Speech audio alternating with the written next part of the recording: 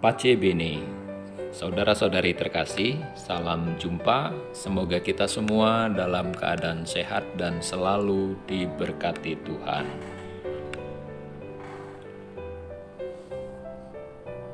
Pernahkah kita melihat pola hidup mereka seperti yang ada dalam gambar ini?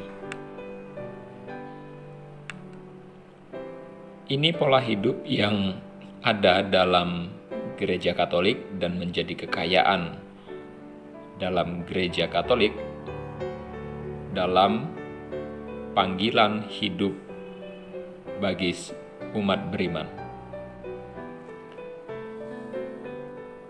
Mereka yang ada dalam gambar ini hidup selibat, tidak menikah, meninggalkan orang tua dan keluarga, dan mengkhususkan hidup mereka untuk melayani Tuhan dan gereja dalam cara yang unik.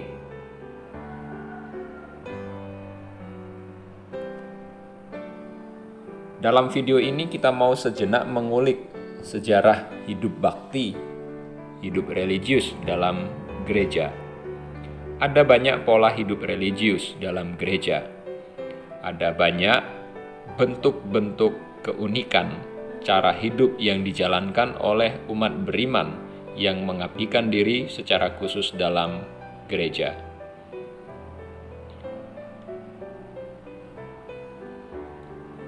Pada bagian awal ini kita mau melihat indikasi biblis hidup religius. Indikasi biblis, petunjuk-petunjuk dalam kitab suci tentang pola hidup religius.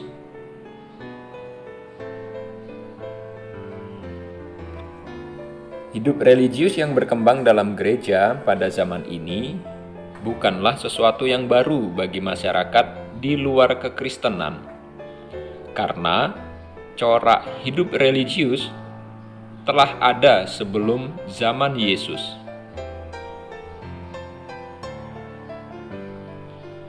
Hidup religius yang ada di dalam masyarakat dilaksanakan dalam upaya untuk mendekatkan diri kepada yang ilahi dengan membuat suatu sumpah atau janji atau mengasingkan diri dari kehidupan masyarakat pada umumnya.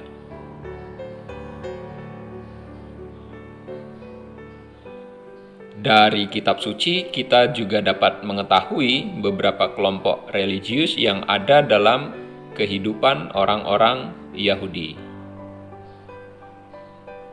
Kita akan melihat pada bagian pertama ini indikasi biblis yang ada di dalam Perjanjian Lama. Perjanjian Lama, meskipun tidak menyebutkan secara pasti tentang hidup religius, memberikan petunjuk dalam diri orang-orang dan kelompok yang dapat disejajarkan dengan struktur institusional resmi Yudaisme pada masa itu, yang melayani kebutuhan khusus bagi keselamatan komunitas. Kita ambil contoh, misalnya ada kaum Nazir dan kaum Rekab.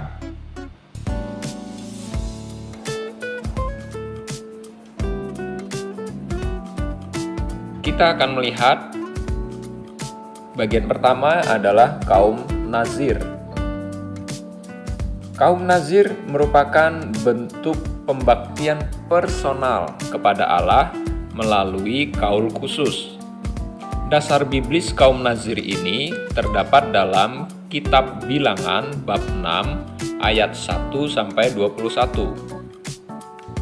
Kekhasan kaum ini, mereka memiliki 3 kewajiban, yaitu pantang minum anggur dan minuman yang diawetkan, pantang mencukur rambut, dan tidak boleh bersentuhan dengan tubuh orang mati.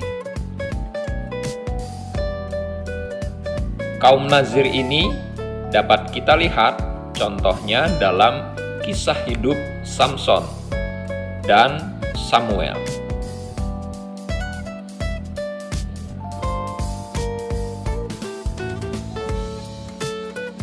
Selanjutnya, Ada kaum Rekhab.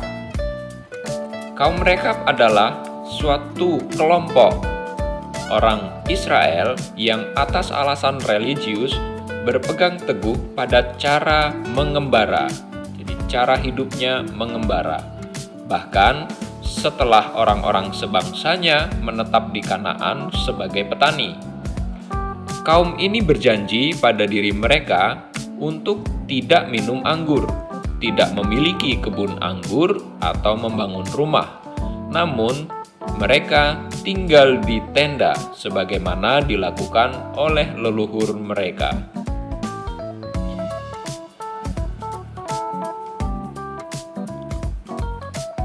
Kaum Rekhab merupakan suatu gerakan reaktif yang menentang kehidupan sedenter dan membahayakan agama yang benar.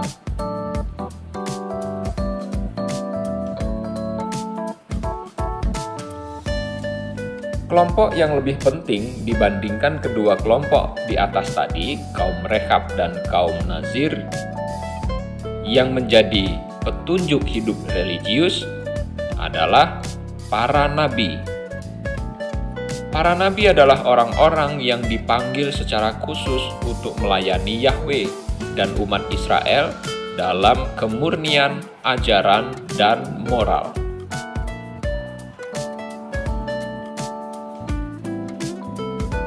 Contoh dari para nabi tersebut adalah Elia dan Yeremia. Elia merupakan pelopor dari segala hidup religius karena kesadarannya yang terus-menerus akan Allah. Cara hidupnya eremit. Elia menekankan kemurnian hati dan hidup doa.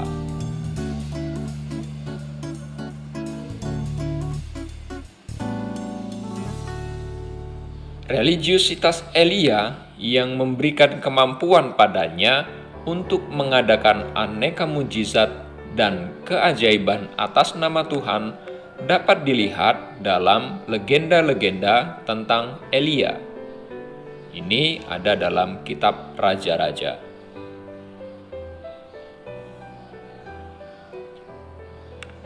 Figur kedua adalah Yeremia. Yeremia adalah tokoh pertama biblis yang menganut selibat sebagai status hidup. Yeremia melakukan selibat untuk menyimbolkan dalam pribadinya sendiri kemandulan dan kematian melawan umat Israel.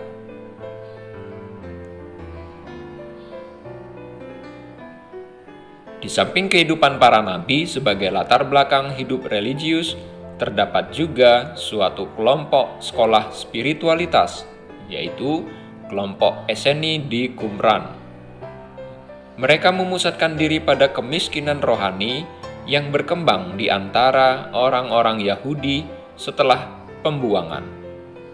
Kemiskinan mereka meliputi kepercayaan penuh kepada Allah sendiri tanpa bersandar pada dunia dan nilai-nilainya. Nah, demikian para saudara, indikasi biblis bagian pertama yang ada di dalam kitab suci Perjanjian Lama tentang hidup religius yang sudah ada dan dihidupi oleh kelompok atau person tertentu yang ada dalam kehidupan masyarakat pada masanya. Sampai jumpa lagi pada video berikutnya, lanjutan dari video ini. Terima kasih, Pace Ebene.